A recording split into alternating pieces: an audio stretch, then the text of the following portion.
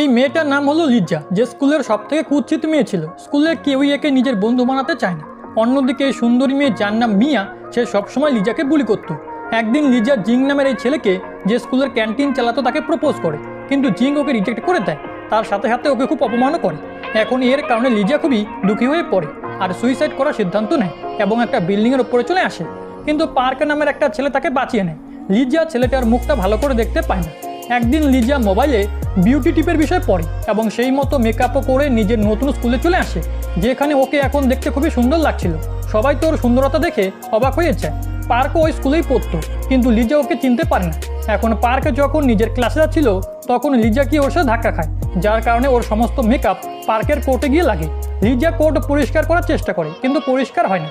ক্লাসে গিয়ে পার্কে নিজের কোট দেখে আর বুঝতে পারে এসব কিছু লিজা করেছে, তাই সে নিজের কোট লিজার ওপরে ছুঁড়ে মারে আর সেটাকে পরিষ্কার করতে বলে।